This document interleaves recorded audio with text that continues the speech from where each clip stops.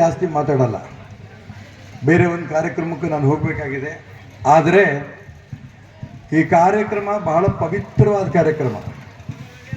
ನಮ್ಮೆಲ್ಲರೂ ಕೂಡ ದೇವರು ಅಂದರೆ ಯಾರು? ಪೂಜ್ಯ ಸಿದ್ದರಾಮಾನಂದಪುರಿ ಸ್ವಾಮಿಗಳು ದೇವರ ಸ್ವರೂಪಿಯಾಗಿ ಇಲ್ಲಿ ಬಂದು ಕೂತಿದ್ದಾರೆ.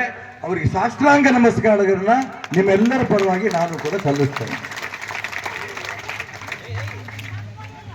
ಅಧ್ಯಕ್ಷತೆಯನ್ನ ನಮ್ಮೆಲ್ಲರಿಗೂ ಕೂಡ ಹಿರಿಯರು, ರಾಜಕಾರಣದ ಭೀಷ್ಮ ಅಂತಾನೆ ಕರೀತಾರೆ ಅವರನ್ನ, ಅಂತ ಸ್ನೇಹಿತರು ಆದ ಕೆ ವಿರೂಪಾಕ್ಷಪ್ಪನವರೇ,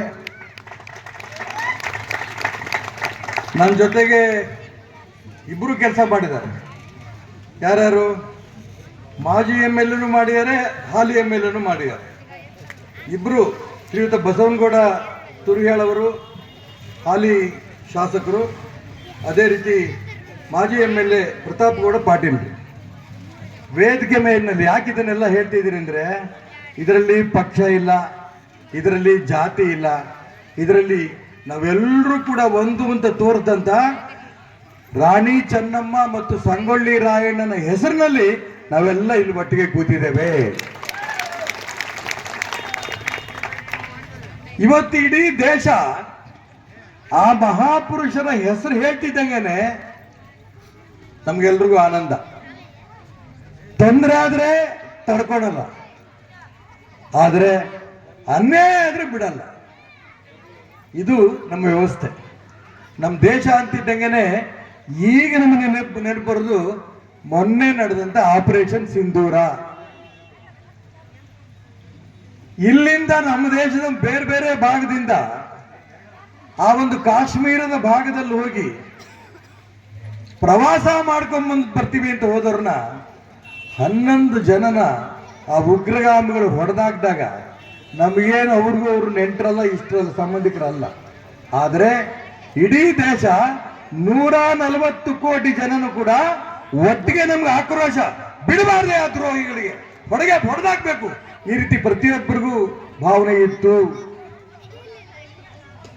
ಇದು ಈ ದೇಶದ ಒಂದು ವಿಶೇಷ, ಇದೊಂದು ಋಣ. ಈ ದೇಶದ ಋಣವನ್ನು ಹೇಗೆ ತೀರಿಸಬೇಕು ಅನ್ನೋದನ್ನ 4 ದಿನದಲ್ಲಿ ಈ ದೇಶದ ಸೈನಿಕರು ಆಪರೇಷನ್ ಸಿಂಧೂರದ ಹೆಸರಿನಲ್ಲಿ ಪಾಕಿಸ್ತಾನ ಇನ್ನೊಂದ್ಸರಿ ನಮ್ಮ ಸುದ್ದಿ ಬರಬಾರ್ದು ಹಂಗೆ ಹೊಡೆದಾಕ್ಬಿಟ್ರು. ಇದು ಈ ದೇಶದ ವಿಶೇಷ.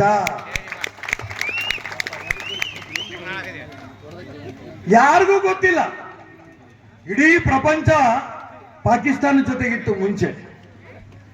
ಅಮೆರಿಕ, ರಷ್ಯಾ ಎಲ್ಲರೂ ಕೂಡ ಭಾರತನ ಒಪ್ಪಂದಿಗಳಾಗಿದ್ದಿ, ಒಬ್ಬರೇ ಹೋಗಿ. ಆದ್ರೆ ಇವತ್ತು ಇಡೀ ಪ್ರಪಂಚ ಎಲ್ಲರೂ ಇವತ್ತು ಭಾರತದ ಜೊತೆಗಿದ್ದಾರೆ.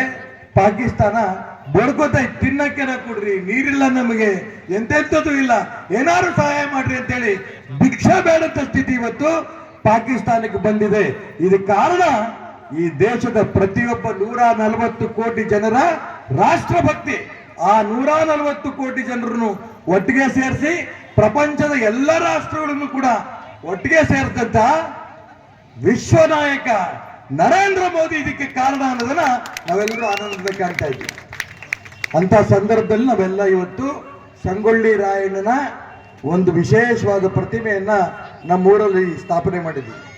ಇಲ್ಲಿಂದ ಯುವಕರು, ತಾಯಂದ್ರು, ಹಿರಿಯರು ಎಲ್ಲರೂ ಕೂಡ ಆ ಸಂಗೊಳ್ಳಿ ರಾಯಣ್ಣನ ಪ್ರತಿಮೆ ನೋಡ್ತೀವಿ. ಅನೇಕರು ಹೇಳ್ತಾರೆ ರಾಯಣ್ಣ ಅಂದ ತಕ್ಷಣ ಕುರುಬ, ಚೆನ್ನಮ್ಮ ಅಂದ್ರೆ ಲಿಂಗಾಯತ. ಈ ಕೆಟ್ಟ ದೃಷ್ಟಿ, ಕೋಮ ದೃಷ್ಟಿ ಇದೆಯಲ್ಲ, ಇದರಿಂದ ನಾವೆಲ್ಲರೂ ಹೊರಗೆ ಬರ್ಬೇಕು. ರಾಯಣ್ಣ ಚೆನ್ನಮ್ಮ ಹೇಗಿದ್ರು? ಬಹಳ ಒಳ್ಳೆತನದಲ್ಲಿ ಮಾತಾಡಿದ್ರು ಪ್ರಾರಂಭದಲ್ಲಿ.